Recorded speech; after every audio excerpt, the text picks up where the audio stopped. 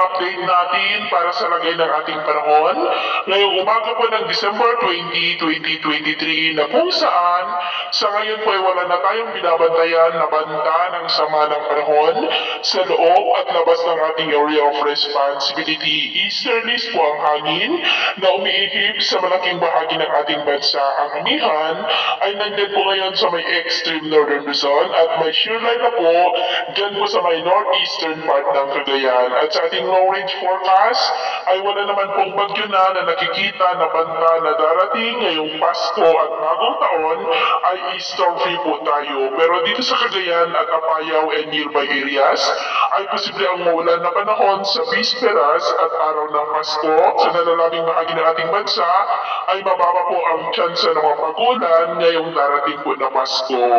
At sa lagay ng ating panahon ngayong madaling araw ay maayos naman ang lagay ng panahon sa malaking bahagi ng ating bansa, pero may mga tsansa pa rin ng mga isolated rains sa may Batanes, Babuyan Islands, ilang bahagi ng Cagayan, Quezon, Palawan, ilang bahagi ng Bicol, Eastern Samar, Davao, Misamis Occidental, Zamboanga del Sur, Lanao del Sur at yan po sa may Siquijor. At mamaya ay sisikat ang araw sa malaking bahagi ng ating bansa, pero may mga tsansa pa rin ng maulap na kalangitan with isolated rains sa may Babuyan Islands, Santa Ana, Cagayan, Quezon, Palawan, Camarines Norte, Sorsogon, Catanduanes, Siquijor, Eastern Samar, Sulu Archipelago, Dipolog, Misamis Occidental, at Lanao del Norte. At mamayang hapon, posible pa rin ang maulap na kalangitan with isolated rains sa ilang bahagi ng Northern Luzon, Quezon, Palawan, Dipolog, Misamis Occidental,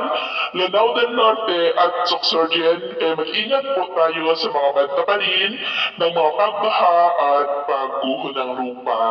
Sa atin naman po mga baybayin, dahil sa amihan ay matataas pong mga alon sa seaboard ng Batanes at Babuyan Islands na ang mga alon po ay posibleng aabot hanggang po sa 2 to 3.5 meters high.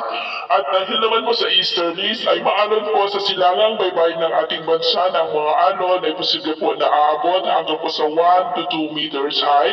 Kaya iwasan po muna natin ang papalaot dyan po sa mga may kulay pula para mas makaiwas